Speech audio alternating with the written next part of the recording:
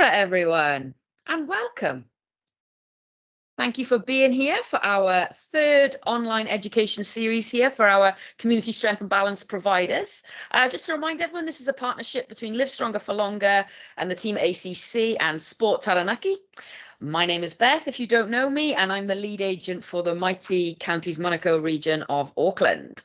I'm just going to start today's session with a little karakia. Feel free to say it, but you are muted, so I can't hear you, sorry.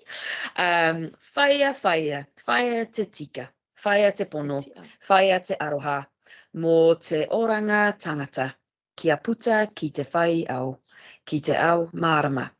Homi e, hui e, taiki e. Okay, so the purpose of these online education series is to provide our community strength and balance whānau with information and content that will hopefully increase your understanding of older exercise and older adults' health, and hopefully help then inform your class delivery. If you do have questions during today's session, pop them in the chat. And what we'll do is at the end of Ngaire's presentation, we'll go through some of those questions. It will be recorded, today's session, and a link will be sent out within a week to you all who've attended and the wider networks. So it's my absolute pleasure to introduce Ngaire Kerse. Ngaire is a GP with a special interest in the care of older people. Ngaire has led research and practice of falls prevention and is really passionate about the well-being of older people. She's been working with falls prevention in aged residential care in the community for many, many years, and currently is working with the Health Research Council around the prevalence of dementia in New Zealand. She's also an executive on the Australia-New Zealand Falls Prevention Society. She's a general all-round guru in this area, and we're very, very honoured to have her as a speaker today. So over to you, Ngaire. Just have to make sure I'm unmuted. Kia ora te whānau. Ko Ngaire Kerse toku ingoa. So thank you for that very generous introduction, Beth Ann. And I am always happy to talk to you guys. You guys are the backbone of the community, of keeping people well and active in the community. And what I'm going to do is try to take control of these slides. I wonder if that's going to work today. Yep, there we go. And see if I can go forwards. I didn't check this. Oh, there we go. Okay, so I thought I'd talk a little bit about what's coming up, and you all will know this better than anybody else, that I love this picture of our population. You'll see this is way back 1950 coming up to the future. And right now we've got about 83 to 100,000 people over the age of 85.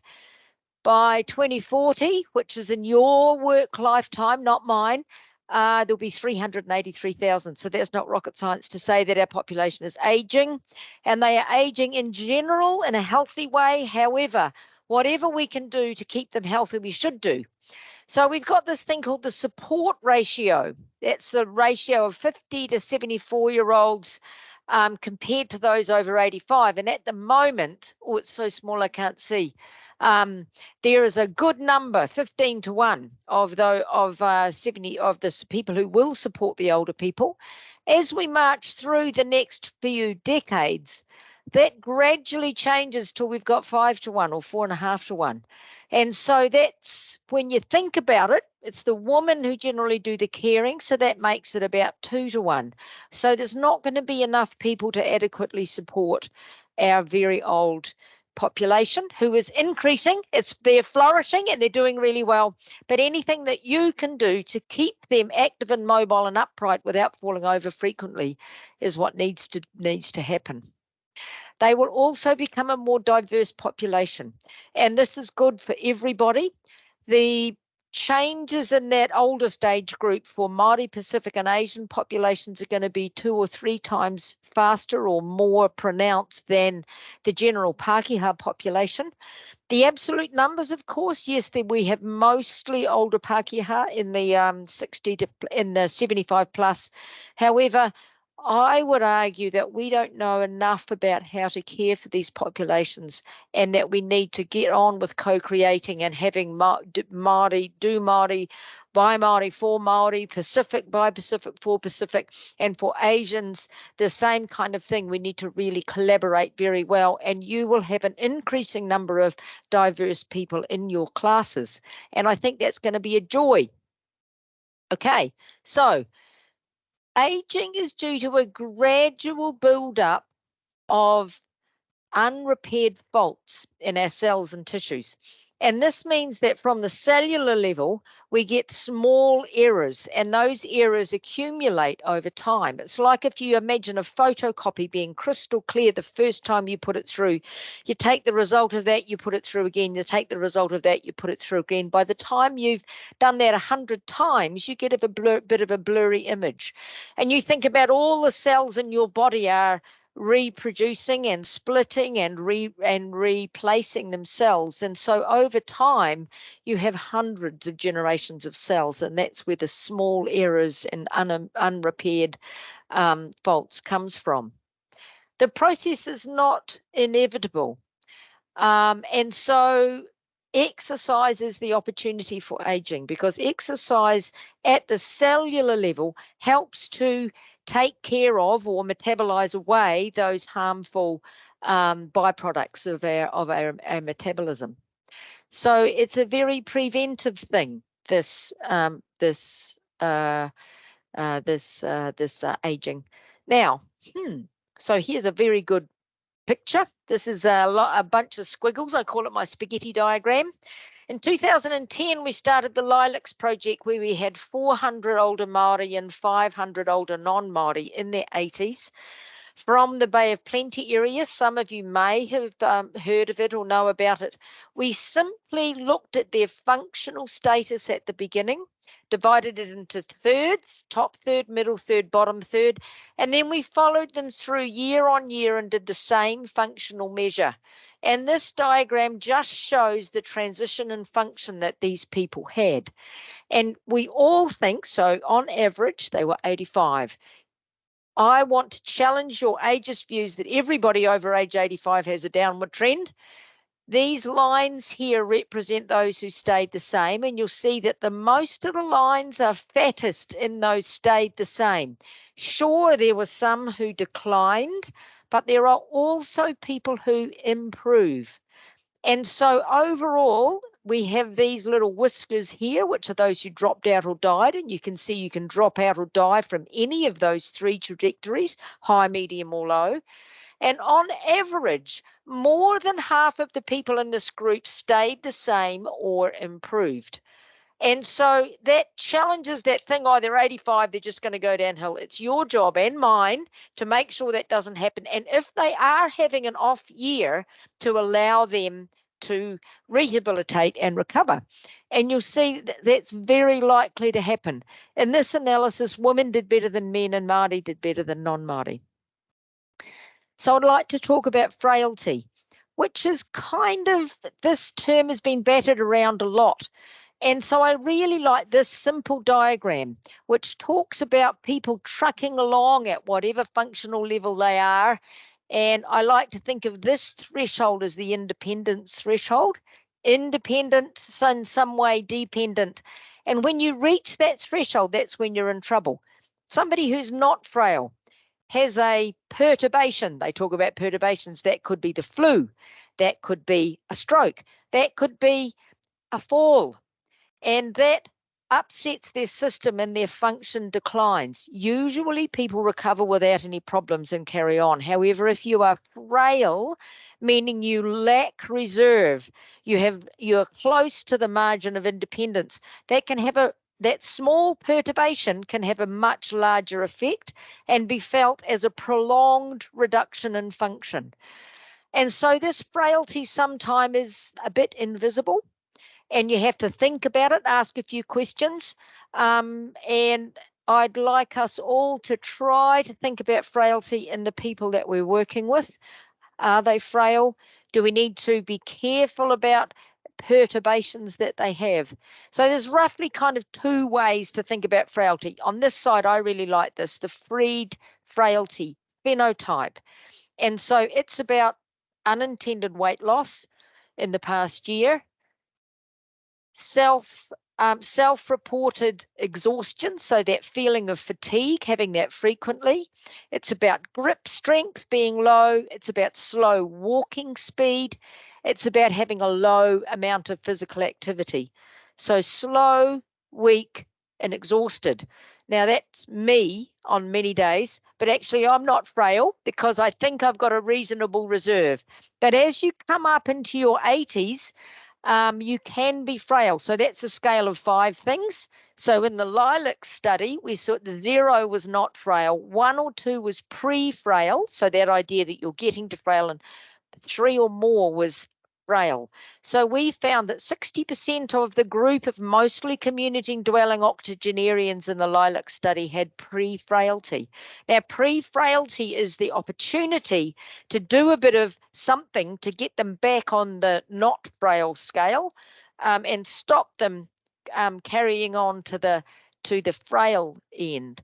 Rockwood has an index, which is the same kind of idea. He actually did this using the INTERI data, which is a comprehensive assessment for people in the community, where he counted up how many deficits that they had.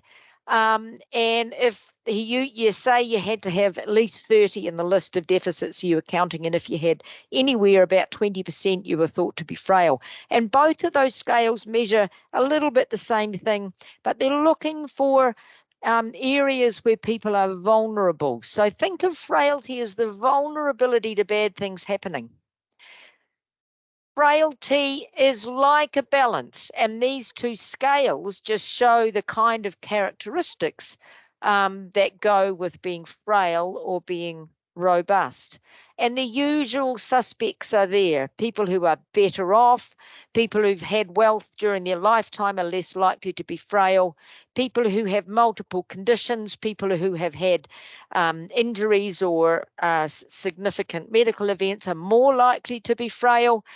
So that's useful to think about. And the other things that's useful to think about are what leads to frailty. So here's frailty here. This is a little bit about the theories behind frailty. We kind of think about it as having too much inflammation in our bodies, or as being a microbiome issue, or being a metabolic issue. It doesn't actually matter why we have it. I think it's more useful to think about the things that make frailty likely so that you can recognize them and I can recognize them. So you've got here comorbidities, or, this is, I'm just going to, actually, Campbell, can you take back control just for a minute? My slide projector's here so small I can't even read it even with my glasses on. Thank you very much. So we've got a loci associated with comorbidity in there in 14 to 45%. So genetics, sometimes the things that happen to you in your life are related to what happened to your parents, and the propensity that your genes have towards things. And then further to the right, you've got the lifestyle things, which we all make some choices about. You've got smoking, you've got BMI, you've got exercise there. And you've got the environment, which is where social deprivation and economic deprivation, those things in that big cone, if you like, do lead to frailty. But you've also got out there on the right-hand side the common comorbidities. So CKD is chronic kidney disease, CVA is stroke, CVD is cardiovascular disease, hearts and blood vessels. So those are the kind of things that lead to frailty. Right, I'm going to see if I can take back control now, because I think the rest of them I don't have to read. And this is the potential to impact that frailty. And exercise is one of the, I would say, only successful interventions to prevent frailty. And so I'd just like to tell you a little about my PhD research. It was 250 older Australians over age 65. I went out, it's quite a wee while ago, and they were Australians, so I don't think it applies here. You can see what you think.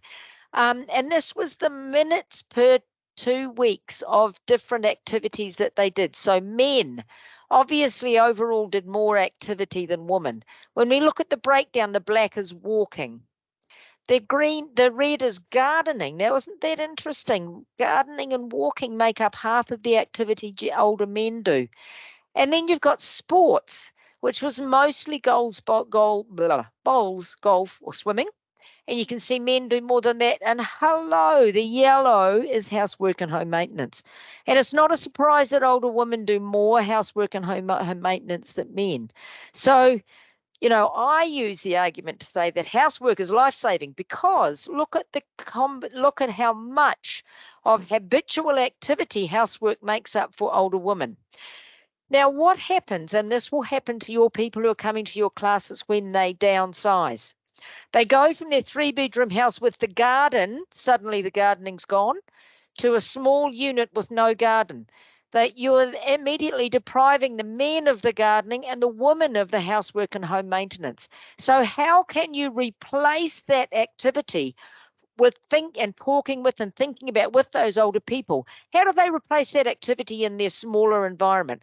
I'm always telling people not to downsize. I get in trouble because it is really a balance, isn't it, between the risk of being unsafe, or they don't want to live in the bigger house anymore. I would much rather the family moved in to fill up that house than that older person moved to a smaller environment. However, many older people are. So let's all think about how we can replace habitual activity when we modify our environment and the opportunity for activity is taken. It's taken away, actually. Okay, so I was using this to say to this audience one day that the housework is life-saving, and we all should be doing more of it. And of course, my husband stands up at the back there and he says, "So when are you going to start, Ngaire?" So that kind of backfired in a bit of a bad way. The other things that are important for preventing frailty, exercise is the main thing. Nutrition is also important. If you think about that unintentional weight loss aspect, older people, particularly who live alone, they don't eat very much. They should eat more, and they should eat more fats, carbohydrates, and proteins, with protein being the most important. So you can chat away to people about what are good, healthy snacks to have. Everybody wants to have, lettuce and carrots and stuff. Chuck that out. Have some good old-fashioned hummus or cheese on a cracker. Get some of that protein in there anytime you can. Have protein for breakfast. Yogurt. The old-fashioned eggs are actually a good thing as you age. You need to go into your 70s with a BMI of at least 28. I'm working on that now. And that's not 22. It's not 21. It's actually in the overweight range, and that gives those people some extra reserves so that when those knocks and difficult times come, they're going to do well. The other thing that's really important is prehabilitation. So exercise and cognition activities pre-surgery are proven to reduce the negative impacts after surgery of having that surgery.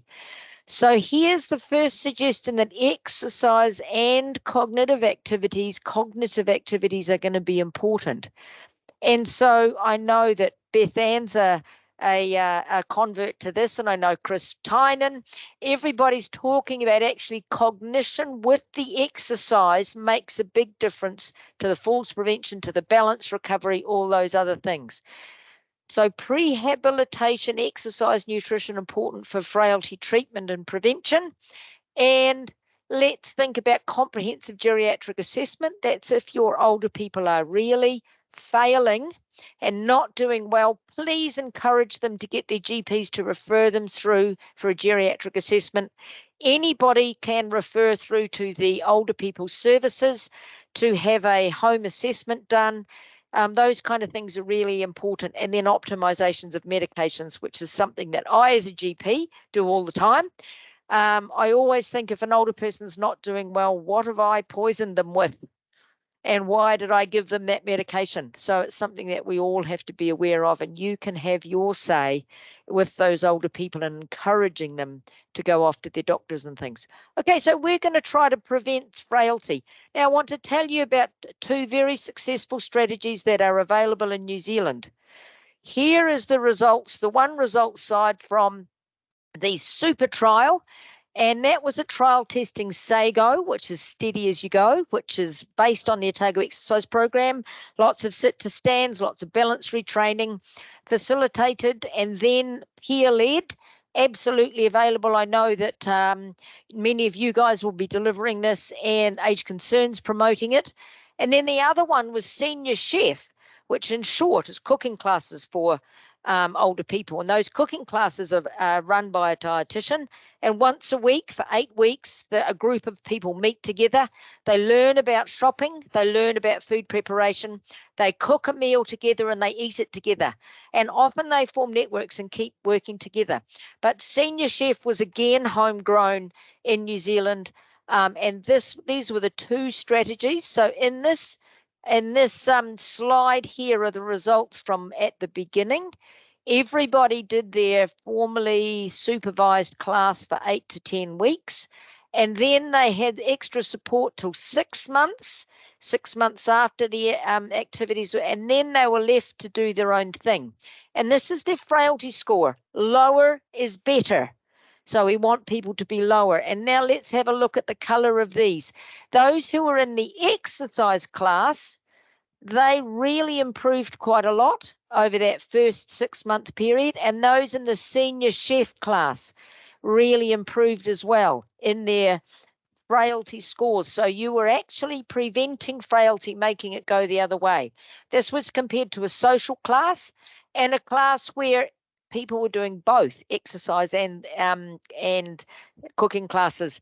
And I think the compliance in that group, because they had to do something twice a week on these already busy schedules, didn't work very well. So here's the proof in that 6 months.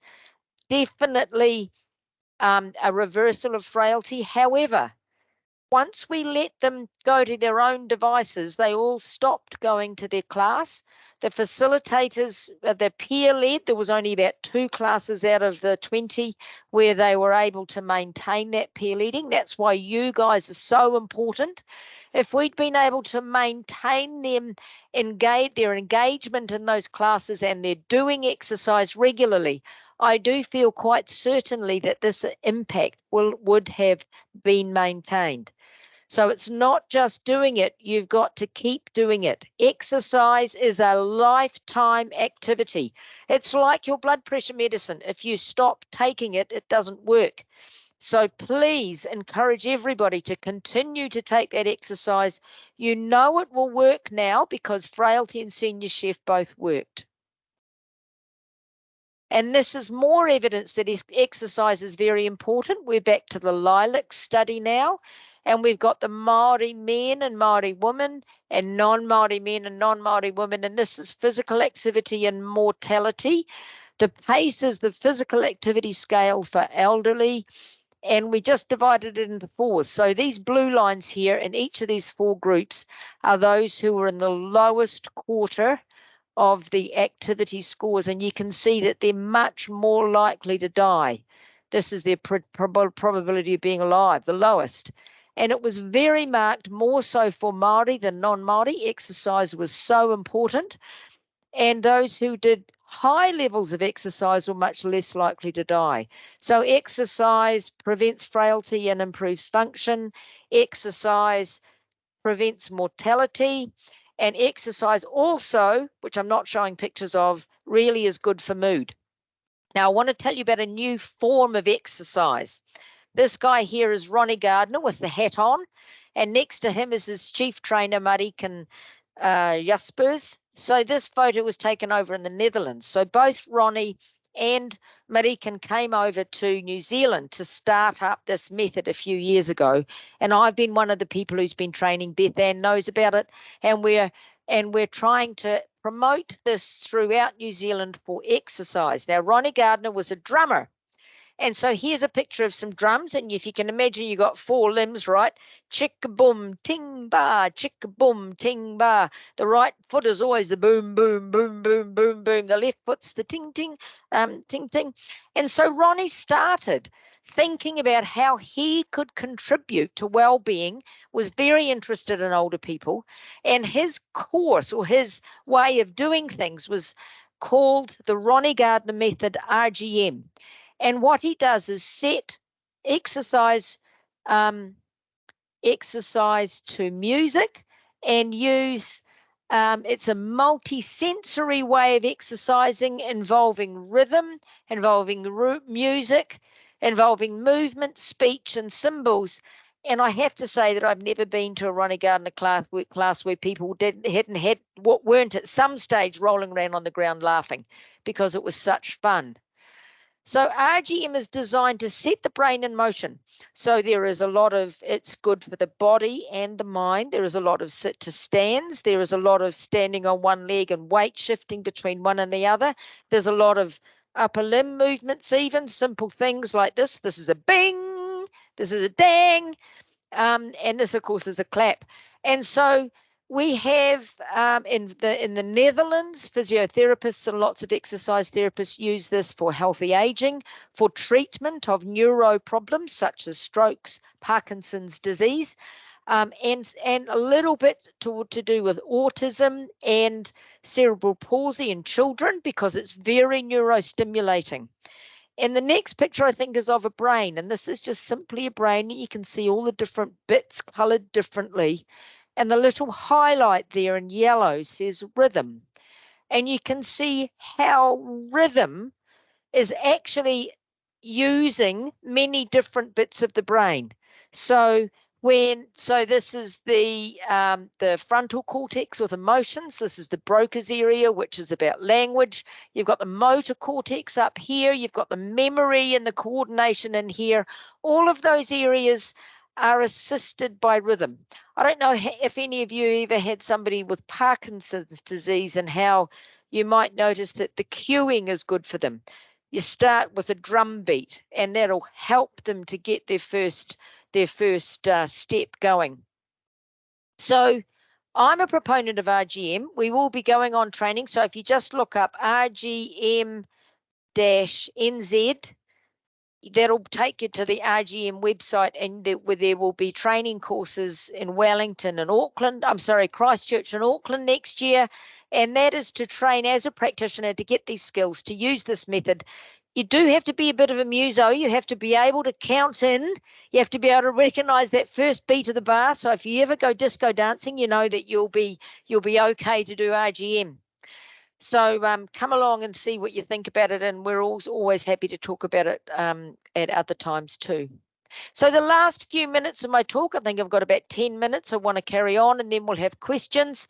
I just wanted to talk about the other things that are really important for older people. So we know frailty is important. We know that eating, we know that movement, we know that well-being is important.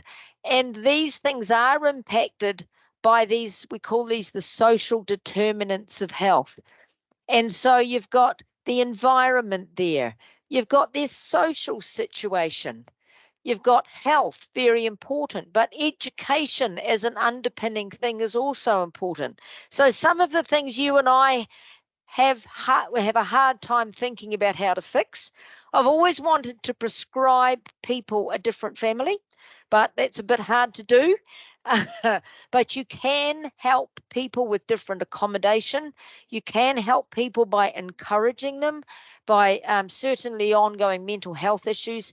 The impacts of people saying bad things to them and about them are much, much, much worse than for people who don't have mental health problems. And this is where we come to talking about racism, sexism, and ageism. And so I like to talk about isms, because isms are usually unconscious. I myself have to check my unconscious biases at many times, sometimes every day. Racism in New Zealand is really, really, really rife. And we all need to think about how we can be very fair and very open in the way we treat people. Sexism, I didn't think that was a thing really, because I'd always been good at school and I got into university and I became a doctor. But as soon as I got into a hierarchy, like in the university where I work, I suddenly realized there's men are getting those jobs. So sexism is alive and well too. And then ageism. Now, ageism is the only ism that we're all guaranteed to get. So if you grow up in an ageist society as we do, older people are not valued, older people are not thought of as being important, and then suddenly you wake up and look in the mirror and you have the stigmata of ageism, of being older, probably that's not going to make you feel very good, is it? And so I like to think about ageism, and we have some ideas of that is happening already, because cosmetic surgery rates have gone up in those who are aged 70 and 80. Why would you have cosmetic surgery in your 70s and 80s if you weren't wanting to pretend you weren't 70 or 80? So ageism and sexism, I just want to talk about a little bit more about those. We like to think about equality. We like to think about equity. And in our previous government, we talked a lot about equity. I hope our next government will continue to talk about equity. Equity has that sense of fairness. So here's equality. Here's our 4 people, and they've all been given a bicycle, exactly the same thing.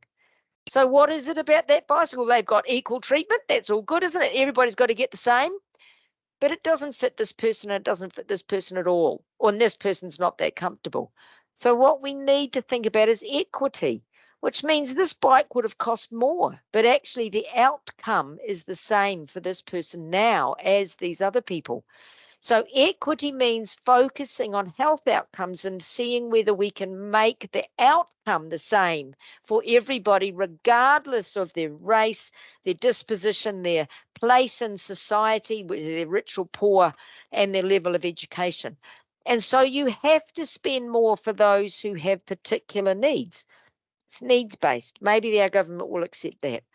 And I ask you to think about this too in your classes. How can you make sure that everybody is able to participate in the same way, has the same access to get into the classes, has the same ability to hear and see you?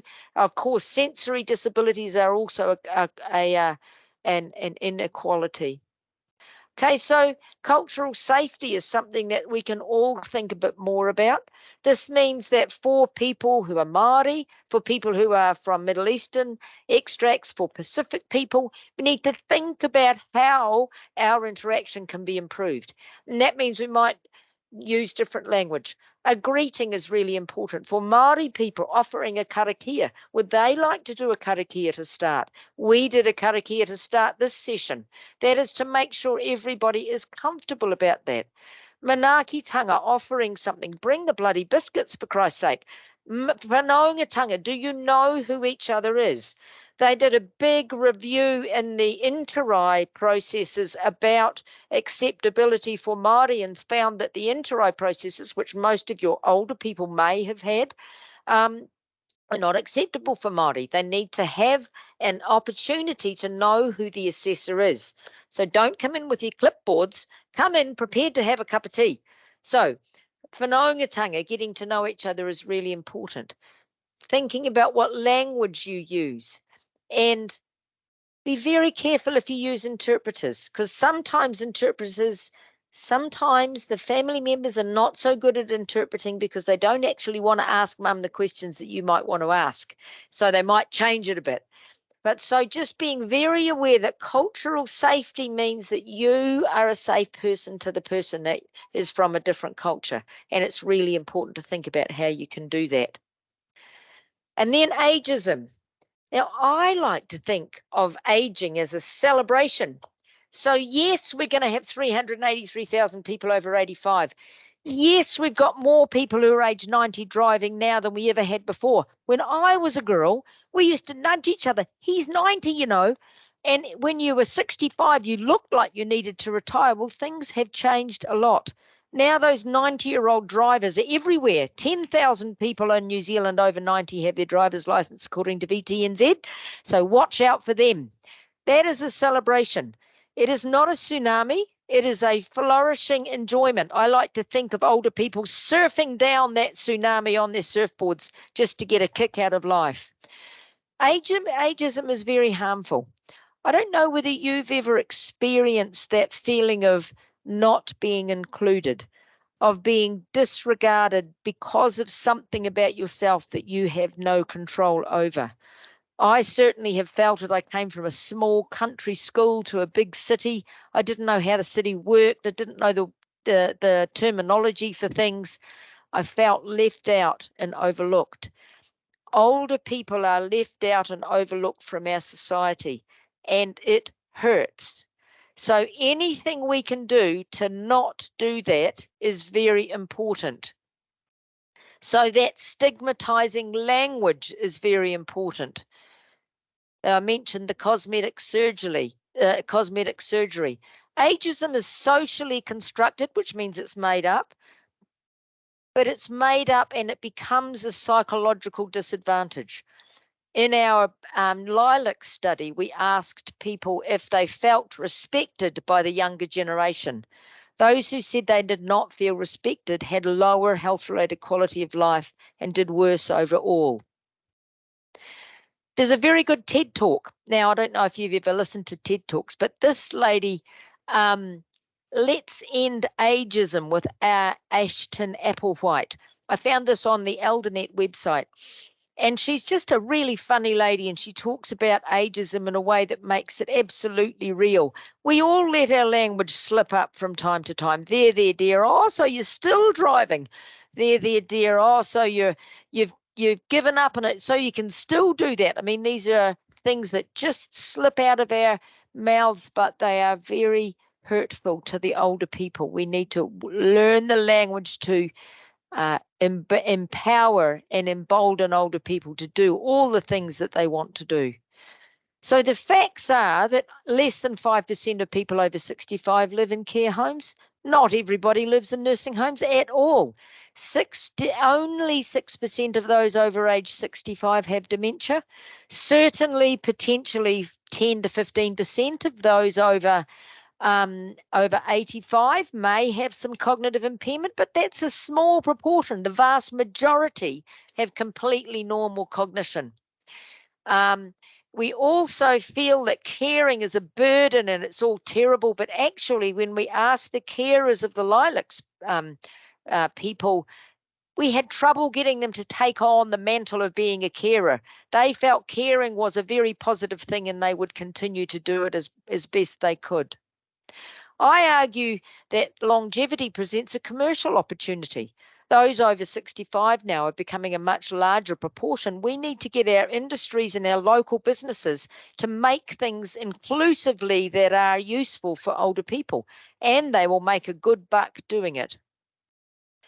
This is just you. I assume you'll be able to see these slides again. This is just some tips about how to use language or not. Using some of those catchphrases that we all know about, and it's got some suggestions as how to avoid these. Now, these are all from websites which are very accessible.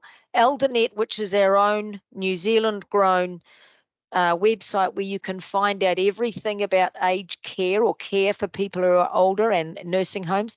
They've got a section on ageism, which is very useful.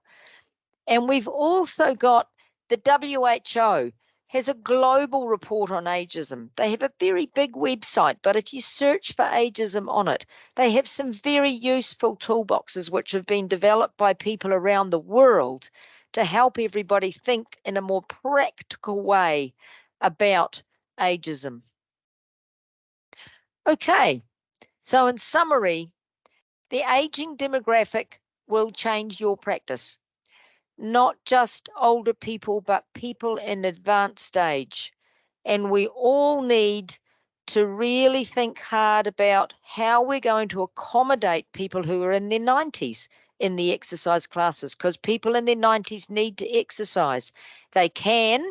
People in their 90s are just as likely to be able to increase their muscle strength as people who are younger, and they will have increasing benefits from being able to do so. Functional trajectories, that's my spaghetti diagram, they vary. You're just as likely to stay the same or improve as you are to get worse. Frailty is possible to be rehabilitated from, and there is treatment for it. It's just that those treatments are not available in anything that we can do to improve that, and that is your job, I would say. So let's all get into more exercise. Talk about nutrition, eating more protein throughout the day. Remember the other things that are available from the geriatric services. And then it's all our job to actually challenge ageism. So we're going to challenge ageism and racism. So we have policy and law, but actually on the ground, it's our own behaviours that are important to the people that we're with. We've got our own education and our own experience and our own self-awareness, what it's all about. And anything we can do to increase intergenerational opportunities for our older people will help the older person and the younger generation as well. Now, I think I might have finished a bit early. I didn't time myself, and I perhaps haven't gone on as long. There's my email address. You're very welcome to contact me about anything you'd like to. And that's the web page for all the Lilacs information. And I know that you all know about the ACC Live Longer for Stronger. Here we are under that banner, and how to find a class so you can all be telling all of the older people you know. Okay, so I'm going to ask Campbell to take back control of the slides, and we'll invite Beth Ann back to the stage. And have we got any questions or queries there that I'm happy to talk with you about? Oh, fantastic, Ngaire. My mind is just, and yeah, totally inspired. I probably speak for most people when I say that.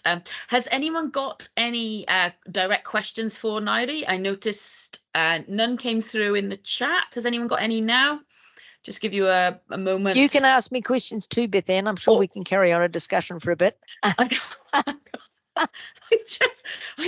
It's all incredible. It's just absolutely superb. And for me, the big takeaways were the dependence issues around frailty, not knowing that, and also not knowing about the BMI, that we should be heading into our 70s with that BMI at 28. Eat more, not less. Yeah. Yeah. And obviously, I'm really passionate about what you said about the racism and sexism and ageism. So it's great to be having those conversations and not shying away from them. And that's a huge thing I think we all should be working on. Yeah.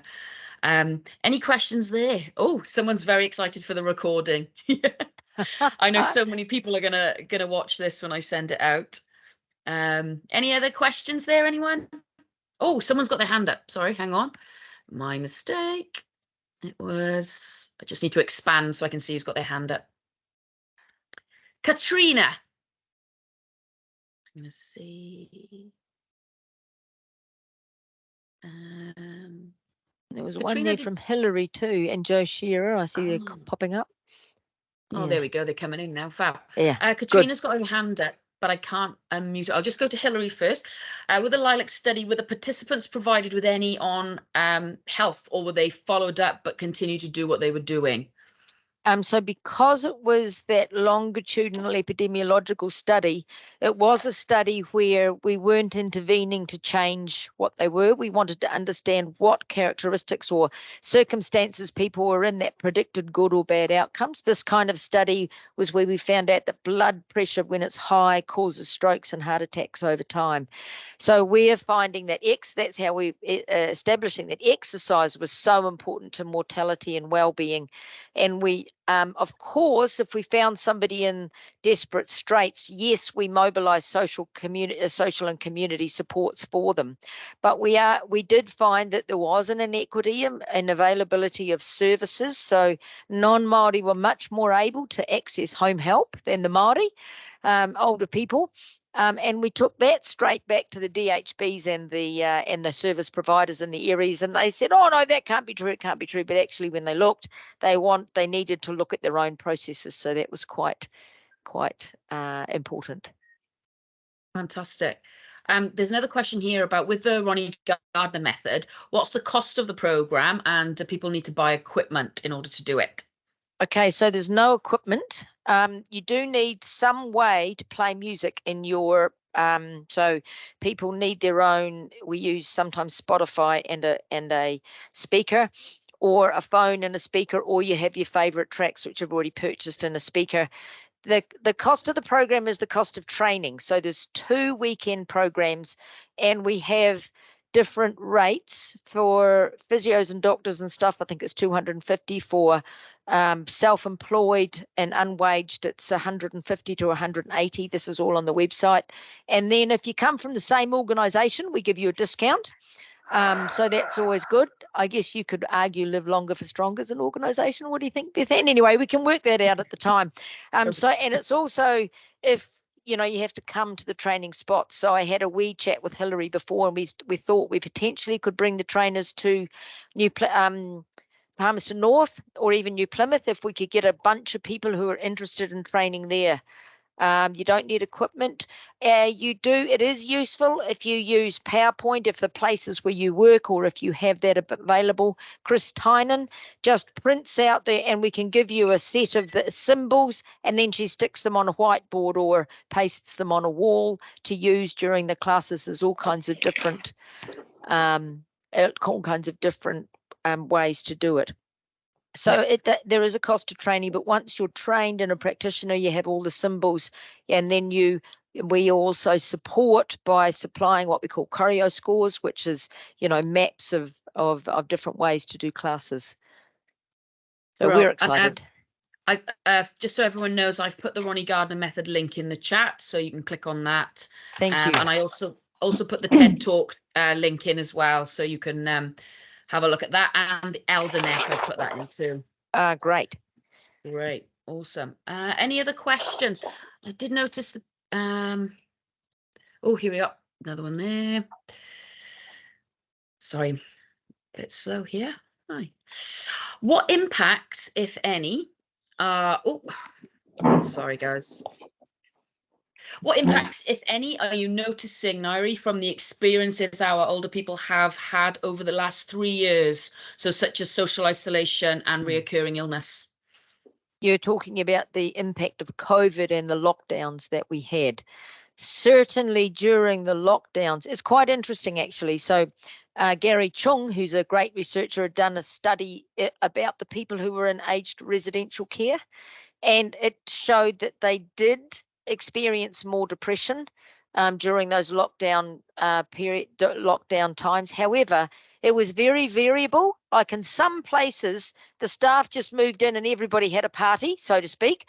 In other places, they actually kept the people in their rooms and they were quite restricted. So it was quite variable, and the response to that was variable too.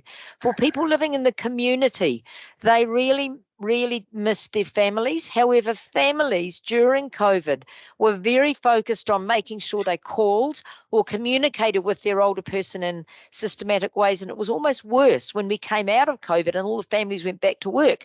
And the older people still felt vulnerable, right? They still felt vulnerable and not able to go out and about in the usual way. So I know that the impacts anecdotally I've had of several people that were frail. Again, COVID had much bigger impact on those who were frail than those who weren't, were a reduction in their ability to access exercising and therefore a reduction in their functional status. So yes, I think now we actually have to promote more and more the idea that social activities and exercise classes are a really good thing. But, you know, COVID hasn't gone away. It's still out there. So you have to think about how to do that safely. Absolutely. We had a question come in about recommendations for protein. I hope you don't mind, Ngaire. I did jump in on that one. Yes, good. You had a look at it. Yeah. 1 to 2 grams per kilo of body weight, and go the higher end, 1.8 to 2 grams per kilo of body weight for our older people, would you say? Yeah, that's right. Now, what does that mean though? So, say I'm 75 kilograms, so that's 150 grams of protein. So the average a handful of chicken breast is about 20 grams. So, you know, you do have to think about it. A handful of chickpeas is 10 grams. A bottle of yogurt, you can read the side and it'll tell you how much protein's on it. So you have to translate that into what you eat, and you're much So of the Lilacs people, we did the food interviews, and we found that only 20% of them were meeting their protein, that level of protein.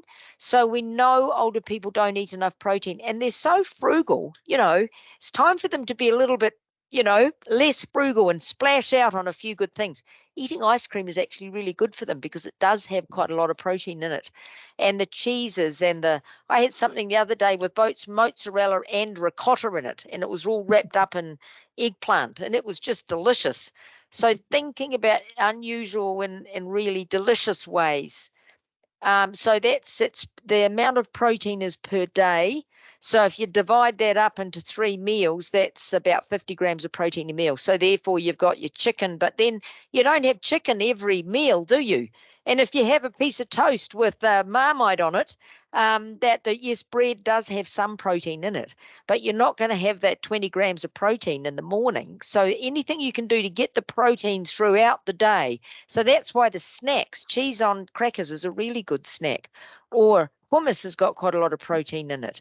Or I know when we were in lockdown, we did a thing on TV and we talked about baked beans. A can of baked beans is actually quite good protein and accessible, easy energy. So, yeah, that's why those senior chef classes are so good, because they make it really practical. Love that. Brilliant. Yep. Sorry, Kathy. Yeah, that's per day. So that's grams per day. And then we've got Katrina, I think it was. Yeah, Katrina wanted to have a chat about classes and training. So go for it. I don't know if you can hear me. Can you hear me? Yes, we can hear you. Great. Yes. I think what's quite important to talk about are some of the difficulties New Zealand has in regards to be able to roll out these classes for the older population. So one of the difficulties we have in New Zealand is training. So, for example, I'm a specialist in senior fitness from the American Council of Exercise and also from other international organizations. Finding really good classes and courses that people can go on within New Zealand is a struggle and is really difficult, particularly as you know, training changes each year. We understand different things, and so you can apply all the latest benefits and exercise benefits that are given to you, but you can't do that unless you've got access to that. The second thing I think is really difficult for us here in New Zealand is the financial aspect. So for people like me who train and who teach aerobics across the board and balance and whatever, we don't get paid a huge amount of money. The time that goes into it is excessive, especially when you're paying for your own courses and you want to be up there at the top and making sure that your clientele from the beginning of the year to the end of the year are reaching what they should be reaching, instead of just sitting on a chair mucking about for the whole year. And that comes into this idea of, well, I go to private retirement villages to do training, and then I also work for councils as well. The councils will give a really great discounted amount for the local community to attend, but they'll only give you one class. You cannot safely train the range of issues that older seniors will have in one class. It's just not safe. It's not going to help them. And what you need, and what I've done privately, is to start up classes for different people. So if you've got a knee replacement, Parkinson's, you're not very mobile, there's a special class that you will enjoy. If you've got some kind of, you're taking medicine that means you've got a low blood pressure, or you'll get dizzy, or that you don't sit down but you're just starting out, this is the class for you. And then, of course, as you said quite rightly, you can be very fit when you're getting older, so there's a class for you. That's not possible for us in many ways. You're told, well, you can fit 30 people, fit as many into the class, go for it. And so we've got a lot of struggles that we're facing in trying to educate and say, well, you can't have one size fits all. And you have to be on the ball when you're teaching balance, or when you're teaching, certain types of exercise for older people, because if they fall, that's on your head and you don't want them to fall. So there are a lot of issues, I think, that could be brought forward in regards to us and what we're facing. I totally agree with you, Katrina, and I'm hoping that there will be a resurgence with our ageing demographic and the realisation that exercise at the community level is so important, and that there will be investment in it. And that investment has to come not just from the health service, it also needs to come from the local communities and from the public itself. So we need to have the expectation that we will be engaging in this health promotion activity, and those who can't pay, we need to support their participation. But I agree with you, Katrina, to actually maintain your own competence and levels of training, there needs to be a whole infrastructure above you. And so I'm really keen to work with, the exercise community to be part of that infrastructure. And we've got to work out the best ways to do that. And I don't know the answers, but you've got to, I know in New Zealand, the local sports trusts, they are fantastic. We have to get them totally focused on older people. Some of them are, and Beth Ann, we've got many of the providers of the Live Stronger for Longer are sports trusts, but they do provide some kind of infrastructure. However, the independent private providers have got to be the backbone, and that group has got to be able to grow successfully within our extended social and health network. I agree with you. I don't have any answers though. No, I think it really is, as you said, investment and understanding. I mean, we used to be able to get a lot from Australia, but Australia itself is finding things difficult, and they're not producing as many classes and online classes that you can actually attend and learn from. And I think opening it out to an international environment would be really helpful.